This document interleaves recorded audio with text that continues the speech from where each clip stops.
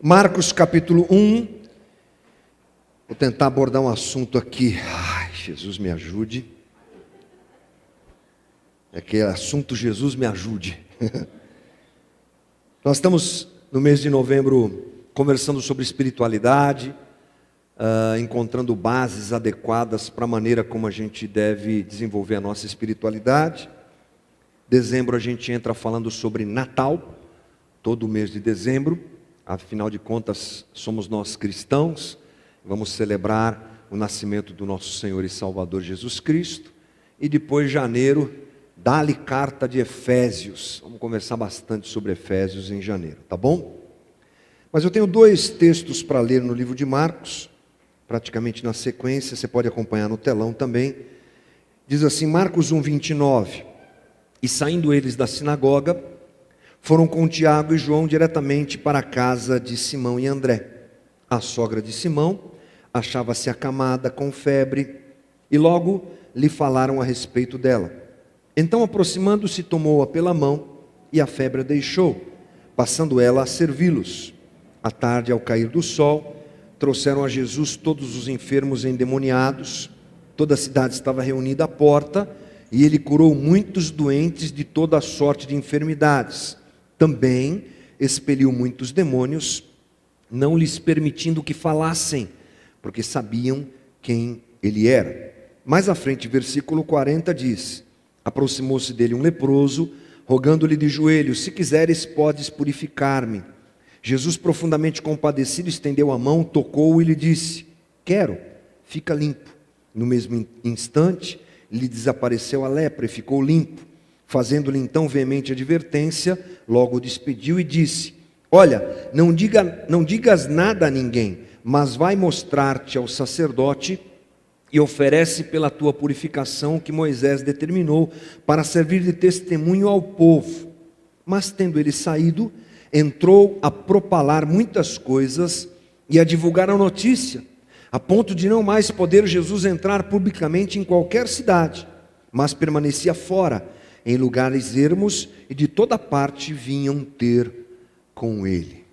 Querido, Jesus nos ajuda nesse momento a nos aprofundarmos na tua palavra.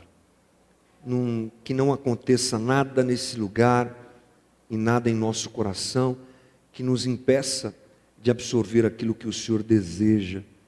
Que a verdade salte aos nossos olhos, que a tua palavra encontre lugar em nós e que teu Espírito, que habita o coração de cada um de nós aqui presentes, traduza aquilo que vai ser dito, falado e apresentado ao coração e ao espírito de cada um de nós. Nos dirige, nos ajuda, me ajuda nessa tarefa de esclarecer a palavra aos meus irmãos e nos dá graça em tudo, é a nossa oração em nome de Jesus. Amém. Nós temos dois milagres sequenciais aqui, dois momentos sequenciais que chamam a nossa atenção, porque deles podemos extrair alguns ensinamentos importantes. O primeiro trecho nos mostra Jesus curando a sogra de Pedro, e logo em sequência, uma ação muito grande de milagres, de autoridade de Jesus, demonstrando a sua messianidade. Entre as curas, milagres e sinais que ele fez, está o fato de Jesus expulsar muitos demônios. E nesse texto, Marcos é muito específico nesse aspecto, dizendo que Jesus nem sequer conversava com os demônios. Jesus exercia a sua autoridade máxima junto àqueles demônios, aqueles espíritos imundos, e acabou. Não tinha conversa, não tinha retrucação, não tinha nada. Jesus dizia e aqueles demônios obedeciam. É o que diz o versículo 34. E ele curou muitos doentes de toda sorte de enfermidades. Também expeliu muitos demônios, não lhes permitindo que falassem, porque sabiam quem ele era. Essa autoridade de Jesus para com os demônios, ela é incontestável. Você tem Jesus expulsando aqueles demônios lá no livro de Marcos, também no capítulo 5, enviando aquela legião de demônios aos porcos. Você tem em Lucas 11, Jesus expulsando um demônio mudo. Você tem em Marcos capítulo 1, Jesus expulsando, curando e libertando um endemoniado dentro da sinagoga. Você encontra em Marcos capítulo 9, Jesus expulsando um espírito surdo e mudo do jovem, e aí vai. Até no próprio embate descrito em Lucas 4, entre Jesus e o próprio diabo, quando ele é tentado, você vê ali uma autoridade plena de Jesus. Nós não encontramos Jesus em nenhum momento pedindo socorro para expulsar demônios, né? Não tem nenhum momento tipo assim, gente, vamos parar aqui, vamos orar mais, está difícil, não está saindo, está complicado. Jesus mandava e os demônios obedeciam e ponto final. Não tinham questionamento, não havia questionamento. A gente aprende com essa história que os demônios se submetem a Jesus. A autoridade de Jesus é plena nesse aspecto e ponto final. O segundo trecho nos mostra uma outra situação. Jesus continua curando, continua operando milagres e ele encontra, ou é encontrado, não sabemos bem, por um leproso. E ele cura aquele leproso. A sua compaixão é tão grande que ele cura aquele homem. E ao curar aquele homem, ele dá uma recomendação muito clara, muito explícita, muito específica para aquele homem, que está no versículo 43. Fazendo-lhe então veemente advertência, logo despediu e lhe disse: olha, não digas nada a ninguém, mas vai, mostra-te ao sacerdote e oferece pela tua purificação que Moisés determinou para servir de testemunho ao povo. Duas ordens são dadas por Jesus. Uma delas é que ele vá até o sacerdote e se apresente para fazer um sacrifício de agradecimento pela cura.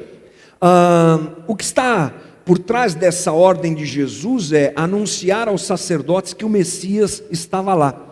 Jesus fazia sinais e fez sinais para atestar a sua messianidade. E dentro das categorias de sinais que os fariseus atribuíam exclusivamente ao Messias, está o fato de se curar leprosos.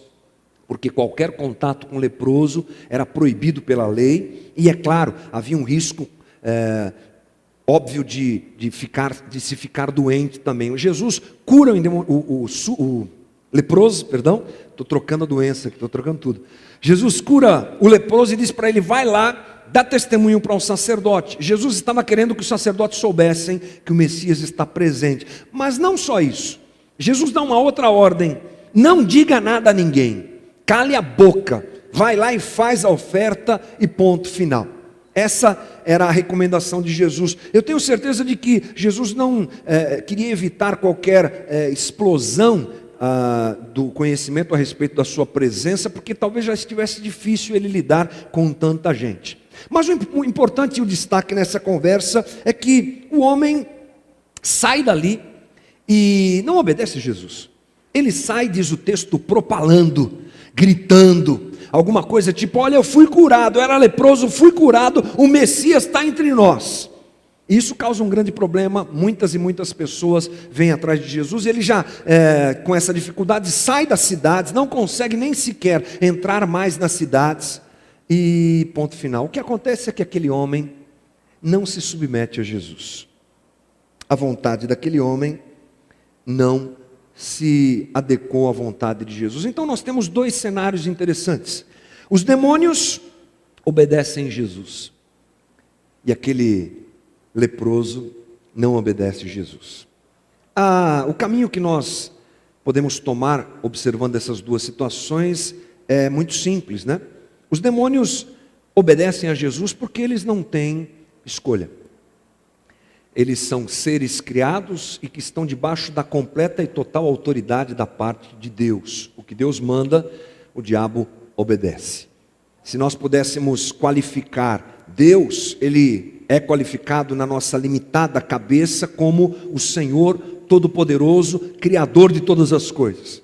E num outro conjunto nós colocaríamos todas as criaturas feitas por Ele, os homens, os anjos, a criação, e nesse quadro de criaturas estaria também Satanás e seus demônios. Ou seja, Deus é Senhor absoluto sobre qualquer tipo de força, qualquer tipo de entidade demoníaca que você pode imaginar.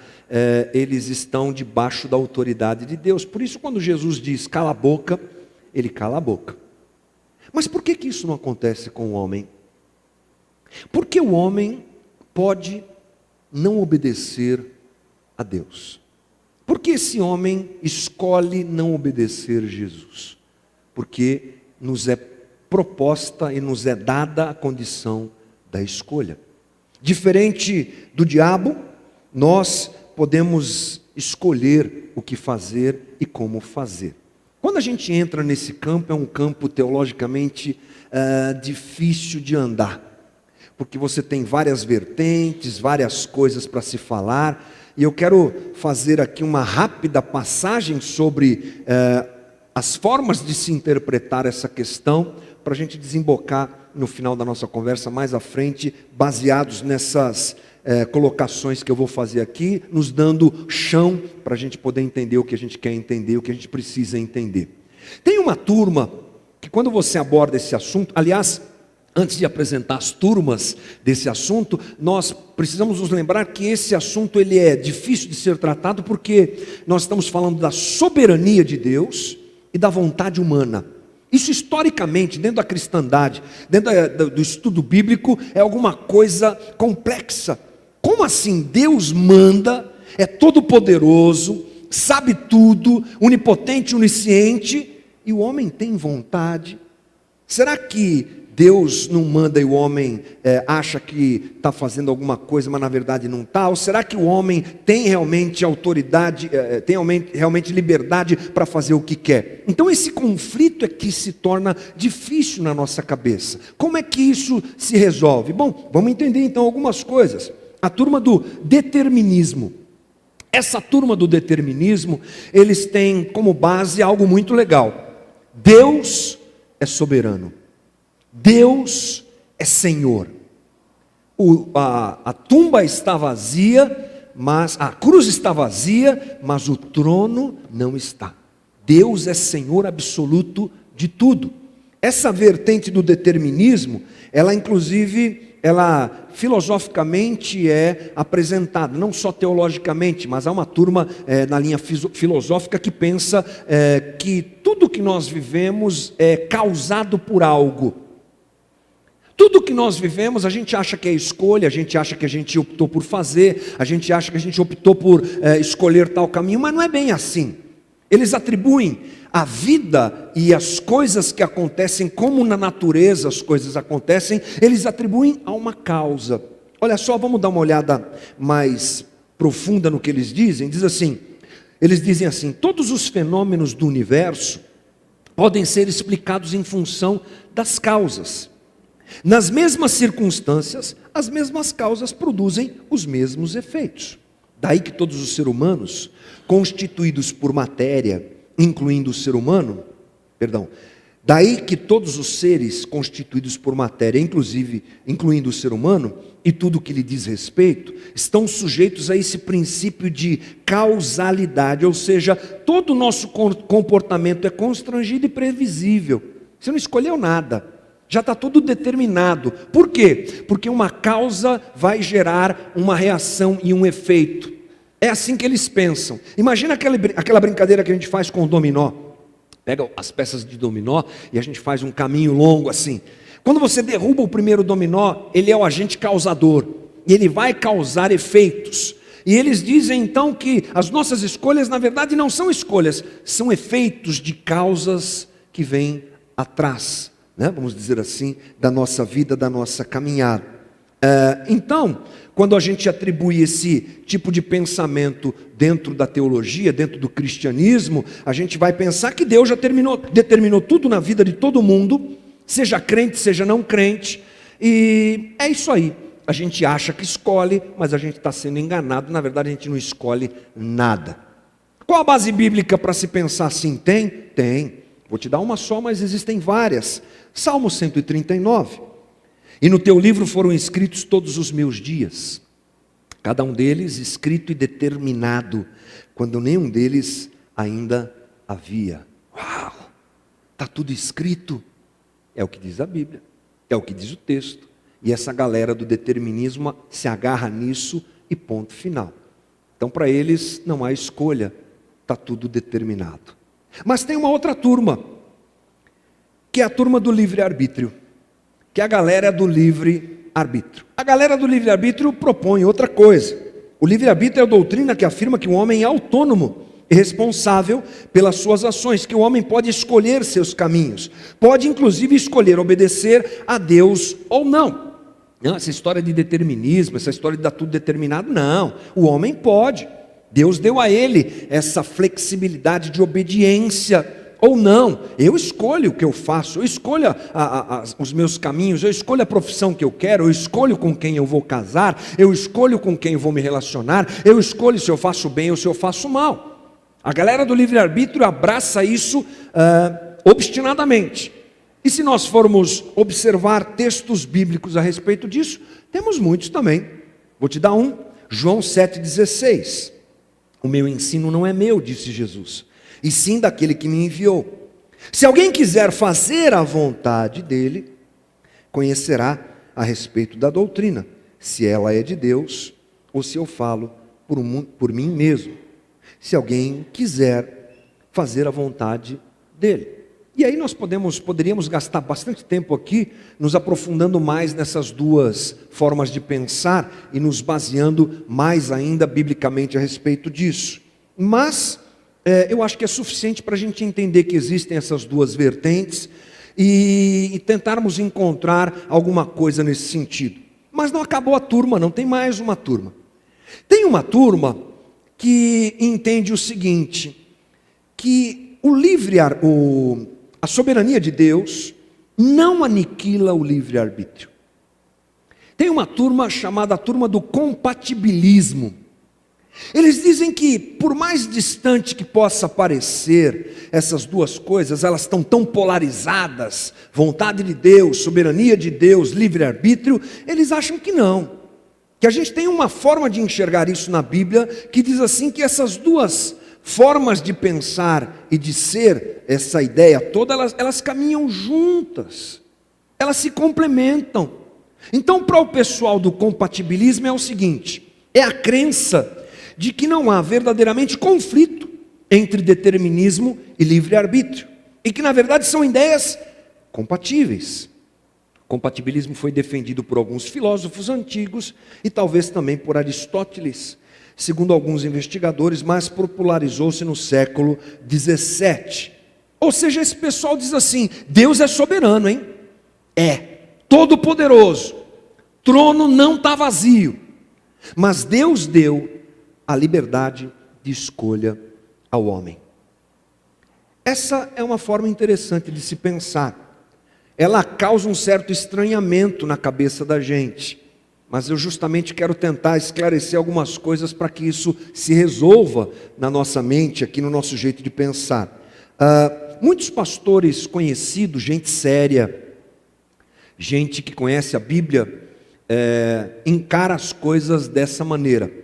Eu gosto muito do pastor Timothy Keller, um pastor presbiteriano, que dirige uma grande igreja lá em Manhattan, lá em Nova York, e eu gosto bastante da teologia que ele desenvolve. E no seu livro Caminhando com Deus em Meio ao Sofrimento, ele faz uma explanação interessante a respeito dessa compatibilidade entre soberania e vontade humana e vontade do homem. Ele diz assim, a Bíblia ensina que Deus está totalmente no controle do que acontece na história, mas exerce este controle de tal forma que os seres humanos são responsáveis pelas atitudes que escolhem livremente e pelos resultados que essas atitudes acarretam. Portanto, a liberdade humana e a direção de Deus nos acontecimentos históricos são totalmente compatíveis. O contexto cristão da soberania de Deus é que o plano de Deus se realiza por meio das nossas escolhas, não em volta ou apesar delas. Nossas escolhas têm consequências. Deus jamais nos força a fazer nada. Sempre fazemos o que mais desejamos. Ele realiza perfeitamente sua vontade por meio de nossas ações voluntárias. Que louco isso! Deus é tão Deus, Deus é tão Deus, que Ele realiza o seu plano pré-determinado e perfeito, mesmo me dando opção de escolha. Mas e aí, a Bíblia será que trata isso? Muito. Vou te dar alguns exemplos interessantes aqui para a gente começar a moldar esse tipo de teologia na nossa cabeça. Primeiro, lá no Velho Testamento, Isaías 10. Isaías 10 conta a história interessante. Israel estava em rebeldia diante de Deus. Você sabe que Israel é o povo escolhido por Deus. E eles eram dirigidos por Deus. E Deus trata Israel de uma forma diferente, porque dali nasceria Jesus. E naquele momento, Deus vai usar uma nação ímpia, pagã, violentíssima, um império, que é o império da Assíria, para punir Israel. Olha só o que diz no versículo 6. Envio a Assíria contra uma nação ímpia, Israel, contra o povo com o qual estou irado. A Assíria os saqueará e os pisará como pó sob os seus pés. Deus então está dizendo: vou pegar esse império pagão e vou dar uma lição no meu povo. Quando a gente olha para o primeiro momento, você diz assim: Deus então está pegando a Síria e mudando o coração dos caras e fazendo eles invadirem Israel. Não, eles já queriam fazer isso. Essa era a índole do império assírio, avançar, matar, destruir povos. Eles já iam fazer isso. A escolha deles era essa. A vontade do povo assírio era essa. Mas Deus utiliza essa escolha do povo assírio, do império assírio, para punir Israel. E olha o que diz o versículo 7. O rei da Assíria, porém, não entenderá que é meu instrumento. Esse não é seu modo de pensar. Seu plano é somente destruir, derrubar uma nação após a outra. Qual o plano do rei da Assíria? Derrubar uma nação após a outra. Mas Deus está dizendo: ele não vai nem saber que ele é meu instrumento. Ele escolheu esse caminho, ele optou por isso. Mas eu vou, dentro da história, utilizar a Assíria para punir Israel. Uma coisa fantástica de se perceber. A possibilidade de escolha da Assíria, do líder da Síria, sendo usada por Deus. E essa é uma condição muito clara. Por exemplo, Provérbios 16, 9 diz assim: é da natureza humana fazer planos, mas é o Senhor quem dirige os nossos planos. É da natureza humana fazer planos, mas é o Senhor quem dirige nossos passos. Portanto, isso biblicamente é muito claro. Tem mais, tem algumas histórias bacanas para nós pensarmos sobre isso. Vamos lá em Gênesis, José do Egito. Lembra da história de José do Egito? Bacana.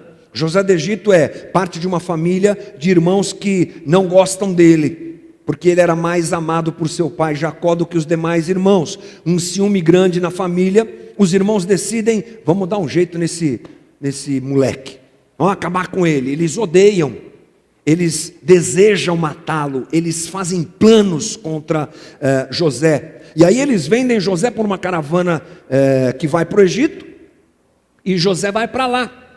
O desejo deles era punir José, era prejudicar José. Mas acontece toda uma reviravolta, que você que conhece a Bíblia sabe do que eu estou falando. E José é levantado como governador do Egito. E mais à frente ele recebe a sua própria família. E a declaração que ele dá nesse aspecto é incrível. Ele diz: vocês pretendiam me fazer o mal. Gênesis 50, 20. Mas Deus planejou tudo para o bem.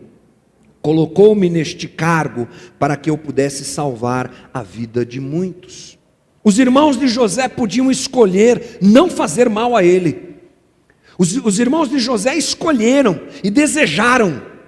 Mas o plano soberano de Deus muda tudo e coloca José como governador do Egito para preservar Israel da fome, da seca que viria mais à frente. Vamos pensar nessa situação dentro do Novo Testamento. Será que existe alguma coisa no Novo Testamento para nos comprovar? Bem, Paulo confirma essa história de José num texto que todo mundo sabe de cor, Romanos 8, 28. E sabemos que Deus faz todas as coisas cooperarem para o bem daqueles que o amam e que são chamados de acordo com o seu propósito. Deus opera tudo de acordo com o seu propósito. Agora, a história máxima para a gente compreender essa loucura de soberania de Deus e vontade humana é a história de Jesus. É a história de Jesus Cristo. Pedro, ele apresenta a seguinte colocação a respeito da história de Cristo. Jesus veio, Deus enviou Jesus de uma forma premeditada, ou seja, de uma forma planejada. É o que o texto lá de Atos 2:23 nos diz. Ele foi entregue conforme o plano pré-estabelecido por Deus e seu conhecimento prévio daquilo que aconteceria. Ou seja, Pedro está dizendo aqui, Deus pré-estabeleceu tudo. Aliás, Paulo vai mais fundo ainda dizendo que desde a fundação do mundo, essa situação já estava prevista, predita, pré-estabelecida por Deus. Mas, na sequência, Paulo diz assim, Pedro diz assim, com a ajuda de gentios que desconheciam a lei, vocês o pregaram na cruz e o mataram. Deus envia Jesus pela sua soberania, mas as pessoas que se envolvem na morte de Jesus escolheram fazer isso e são condenadas por fazerem isso. Não é louco de se pensar? É até um tanto confuso para nós, mas é assim que funciona. Há uma condenação de quem fez aquilo que fez, apesar do plano divino. Não foram obrigados a fazerem, apesar da soberania humana. Jesus foi crucificado por um plano divino, mas quem o matou, quem o crucificou, quem o agrediu, quem fez aquilo que fez, quem o condenou à morte, poderia não fazê-lo, mas fez. Lucas 22:22, Jesus confirma isso. O Filho do Homem vai morrer como foi determinado, mas ai daquele que o trai. Então, nós podemos entender que Deus trabalha de uma maneira complexa esse aspecto. Talvez atribuir essa forma de Deus trabalhar a história humana, podemos entender melhor quando pensamos na presciência de Deus. Ou seja, Deus não é só aquele que é soberano em fazer tudo, mas aquele que é soberano também em saber de tudo. E saber as escolhas que nós tomaremos. E mediante a sua presciência, Ele moldar a história para que a sua vontade se cumpra. E quando eu digo história, não é só a história da humanidade, mas a história de cada um de nós. Por presciência, Deus trabalha para que assim a coisa aconteça. Quando nós pensamos nessa situação e abordamos essa situação olhando para a humanidade, a gente vai ter um conflito comum dentro da teologia, que é, Deus então é aquele que trabalha predestinando as pessoas, ou Deus então é aquele que dá livre-arbítrio de escolha às pessoas. Estamos falando aí de salvação, não é? Essa história que durante tantos séculos é discutida e vai continuar sendo discutida e não vai fechar. Porque aqueles que creem na predestinação, os calvinistas terão a sua base teológica para defender o seu lado, os arminianos que creem no livre-arbítrio vão ter a base para defender seu lado, e a gente não vai ficar aqui com celeuma gastando tempo nesse aspecto. O que é importante para nós, cristãos, que estamos aqui dentro de uma comunidade, é perceber o seguinte: seja como for que eu cheguei até aqui, creia você que Deus te predestinou, amém, irmão? Fique com a sua crença e seja feliz com ela, e se baseie biblicamente para isso. Ou seja, você é aquele que crê que você, de alguma forma, pôde escolher estar com Jesus ou não, seja feliz também você com essa opção, estamos todos aqui, ponto. Vamos partir daqui, senão a gente vai ficar com um problema aqui sem resolver. Vamos partir daqui. Partindo daqui, o que nós temos? Qual o cenário que nós temos? Nossa vida está nas mãos do Senhor. Ponto. Nós ou fomos predestinados a fazer isso, ou nós escolhemos fazer isso, não importa. O cenário agora nos iguala. Estamos igualmente aqui debaixo do senhorio do Senhor, debaixo da sua soberania. Queremos fazer isso. Voluntariamente desejamos.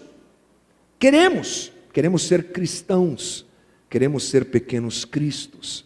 Se eu fizer aqui uma enquete, quem aqui quer que Deus opere na sua vida e você quer obedecer à vontade de Deus? Todo mundo vai levantar a mão. Pode ser até meio hipócrita essa enquete, mas todo mundo vai levantar a mão, porque a gente quer.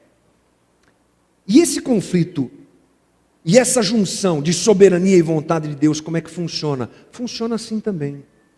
Na sequência da vida, na vida daquele que colocou a sua vida nas mãos do Senhor, ou foi alcançado pelo Senhor, tanto faz, essa mesma situação funciona. Deus é soberano, mas Ele nos deu o livre-arbítrio. Deus é soberano, mas Ele nos deixa escolher o caminho que nós vamos seguir.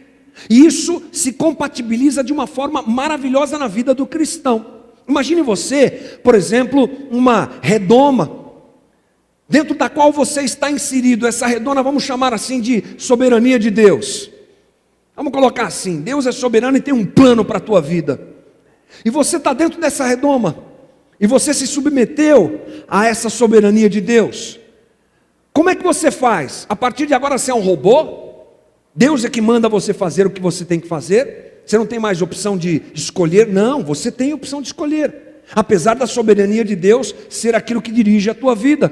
E as minhas escolhas dentro dessa redoma da soberania de Deus vão sempre desabrochar, desaguar, chegar naquilo que é o plano de Deus para a minha vida e para a tua vida. O pastor Levi Araújo, nosso amigo lá da IBAB, ele tem um exemplo bem interessante, que eu ouvi falar disso alguns dias atrás, achei muito legal, e me lembrei na hora que estava pesquisando sobre essa conversa. Ele diz assim, imagine uma mosca guarulhense, aqui da região de Guarulhos, mosca que voa para cá, voa para lá, e ela vai vivendo a sua vida, vai num lixinho ali, vai num cocôzinho ali, vai para cá, vai para lá, aquela coisa normal de mosca. E a gente está perto do aeroporto, né? O exemplo fica até melhor. Daqui a pouco ela vai lá no aeroporto e o avião está para sair e tem uma porta aberta. E ela está voando, ela é livre, ela voa para onde ela quer, ela entra no avião. E dentro do avião, ela continua sendo mosca e voando, vai para frente, vai para trás, o avião decola. E vai daqui para o Rio de Janeiro. E ela voa, pousa na cabeça de um, vai no nariz do outro, vai na comida do outro. E ela está voando, ela está voando. Quando ela desce no rio, abre a porta do avião, ela desembarca. Como? Voando, estou voando. Aí ela encontra uma mosca carioca. E aí? Colé? E aí, camarada? Mengo na cabeça e tal. Você veio de onde? Ah, eu vim lá de São Paulo. É, que legal, e como é que você veio? Ah, eu vim voando. Você entendeu? Não é piada, mas você entendeu? Ela veio voando. E a gente às vezes se esquece dessa ação divina. A gente está voando, mas onde a gente está voando? Dentro da soberania divina, dentro da ação de Deus, que com o seu amor nos dirige para que o plano dele aconteça. É claro que para nós como cristãos, então, pensando nisso, o melhor é pegar minha vontade e acertar com a vontade de Deus. Esse é o ideal proposto pelo Evangelho. Essa é a ideia apresentada pelo Evangelho. Adeque a tua vontade à vontade de Deus, é o melhor dos mundos. Eu estou decidindo as minhas coisas, mas na verdade estou me submetendo à vontade dele. C.S. Lewis tem uma colocação incrível a respeito disso, quando ele diz assim: um mundo feito de autômatos, criaturas que funcionassem como máquinas, não valeria a pena ser criado. A felicidade que Deus quis para as suas criaturas mais elevadas é a felicidade de estar de forma livre e voluntária unidas a Ele e aos demais seres num êxtase de amor e deleite, ao qual os maiores arroubos de paixão terrena entre um homem e uma mulher não se comparam. Por isso, essas criaturas têm que ser livres. Essa é a ideia de Deus, uma submissão da nossa parte, voluntária a Ele, em amor a Ele, para que a sua soberania se linke, para que a nossa vontade, melhor dizendo, se linke à sua vontade e as coisas sejam muito mais fáceis para nós. Nós temos o exemplo do próprio Cristo, quando se dobra efetivamente à vontade do Pai, plenamente à vontade do Pai. Um discurso claro é o que acontece no Getsêmani, quando Jesus, diante do vislumbre do que aconteceria no momento de agonia e tristeza, apresenta a sua vontade. E ele diz: Pai, se for possível, passa de mim este cálice. Eu sei que vai doer, eu sei que é difícil, mas seja feita a tua vontade. Eu me submeto a ela. E esse talvez seja um dos maiores desafios que nós temos: a submissão da nossa vontade à vontade de Deus. Por que aquele homem leproso não obedeceu Jesus? Por que nós lutamos tanto com isso? Por que temos tanta dificuldade em dobrar nosso coração àquilo que Deus quer fazer? Eu pontuei algumas coisas que rapidamente eu quero colocar para você. Talvez a gente tenha tanta dificuldade de sintonizar nossa vontade com a vontade de Deus, porque nós não sabemos ou duvidamos que Deus tem uma vontade para a vida da gente. A gente deixa de perceber isso. E a falta de conhecimento das Escrituras é uma das ações mais comuns e que geram um estrago muito grande nesse aspecto. As pessoas não conhecem as Escrituras e por isso pensam que Deus não tem uma vontade para a vida delas. Alguns textos para a gente poder pensar essa situação. Diz assim, Gênesis 17:1. Quando atingiu Abrão a idade de 99 anos, apareceu-lhe o Senhor e lhe disse: Eu sou o Deus Todo-Poderoso. Anda na minha presença e ser perfeito, faça a minha vontade. O salmista diz, Salmo 40, versículo 8: Agrada-me fazer a tua vontade, ó Deus meu, dentro do meu coração está a tua lei. Mateus 6,10, a oração citada por mim aqui: venha o teu reino, faça a tua vontade, assim na terra como no céu. Mateus 12,50, porque qualquer que fizer a vontade de meu Pai Celeste, esse é meu irmão, irmã e mãe. Ou seja, Deus tem uma vontade. Ignorá-la é viver à margem do desejo do Deus soberano, poderoso e cheio de amor. Não tente abraçar a tua vida com as tuas próprias mãos. Esse foi o caminho que nós como humanidade adotamos no começo de todas as coisas e continuamos fazendo isso, esquecendo que Deus tem uma vontade para a gente. Talvez a gente tenha dificuldade em atender à vontade de Deus, porque sabemos que ela existe, mas não a compreendemos. E é claro que é um grande desafio. Quando a gente sobe aqui, vem falar sobre faça a vontade de Deus, às vezes é um sentimento claro que a gente observa no rosto das pessoas, tipo assim, mas eu nem sei direito qual que é a vontade de Deus. Como é que você está me pedindo ou está me dirigindo aqui para pensar sobre isso? A gente tem uma grande dificuldade de entender a vontade de Deus. Por isso, muitas vezes queremos encontrar atalhos que nos digam mais facilmente a vontade de Deus para a nossa vida do que aquilo que a gente sabe que é o caminho real de um entendimento a respeito da vontade de Deus. Estou falando do relacionamento. Como é que eu conheço a vontade de alguém? Me relacionando com essa pessoa, conhecendo essa pessoa. Quanto mais íntimo eu me torno dessa pessoa, melhor eu a compreenderei, melhor saberei como ela quer que as coisas funcionem. Na nossa relação com Deus, nós não entendemos a sua vontade porque não nos relacionamos com Ele. Porque pouco oramos, porque pouco lemos a Bíblia, porque pouco nos dedicamos a esse relacionamento. A gente quer encontrar caminhos mais fáceis, tipo assim, eu vou no profeta, porque o profeta vai dizer para mim o que é que eu tenho que fazer. Eu vou num guru, porque ele vai me dizer o que eu tenho que fazer. E desprezamos uma relação com Deus que vai gerar em nós um entendimento daquilo que Ele quer fazer na nossa vida e da sua vontade. Paulo nos diz assim, Romanos 12:2, um texto conhecidíssimo. E não vos conformeis com este século, mas transformai-vos pela renovação da vossa mente, para que experimenteis qual seja a boa, agradável e perfeita vontade de Deus. A transformação da nossa mente, através do Evangelho e da relação que a gente tem com Deus, é que nos proporciona experimentar, por conhecer e se dobrar à vontade de Deus, a sua boa, perfeita e agradável vontade. Terceiro lugar, a gente tem dificuldade de cumprir a vontade de Deus e de sintonizar nosso coração a ela, porque nós não queremos mesmo, né? Porque eu creio saber o que é necessário para tomar as decisões da minha vida. Eu acho que eu sei o que eu tenho que fazer.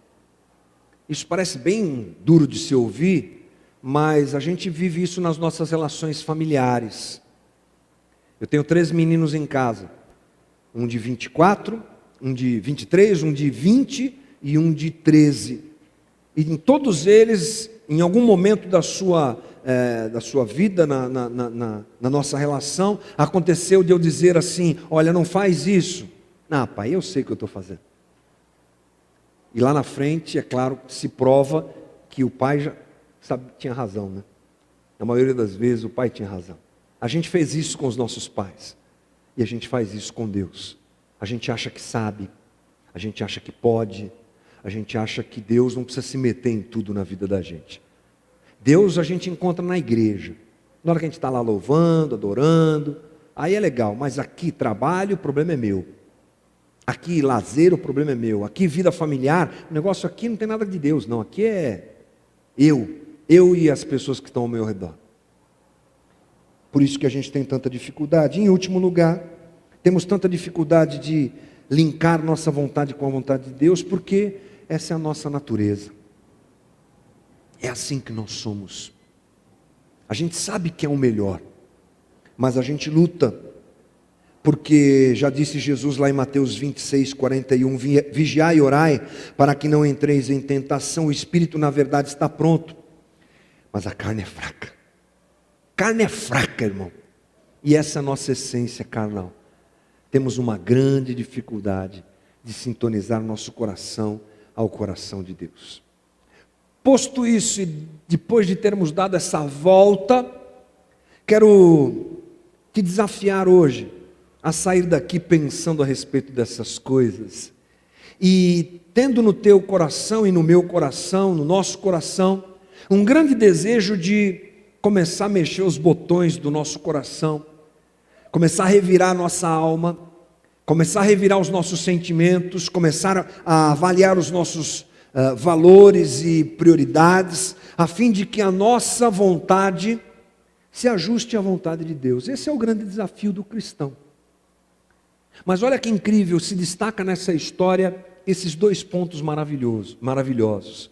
Deus é soberano, não esqueça disso. O trono não está vazio, mas Deus em amor nos dá a opção da escolha. Que cada um de nós seja responsável e maduro ao tomar as decisões da sua vida, sabendo que mesmo sendo a soberania de Deus uma verdade absoluta que vai se manifestar na nossa vida, a gente tem por opção obedecê-lo em amor, a gente tem por opção linkar, sintonizar, como eu disse, a nossa vontade com a vontade dele, e assim as coisas vão fluir de uma forma muito melhor, e a gente vai fugir de muita enrascada, de muito problema, de muita dificuldade, e vai, melhor ainda, corresponder a esse amor, que nos permite escolher, e que todos nós escolhamos então, amá-lo e obedecê-lo, em nome de Jesus. Vamos orar? Fecha os teus olhos comigo um pouquinho. Querido Jesus, obrigado por essa conversa que nós tivemos. Talvez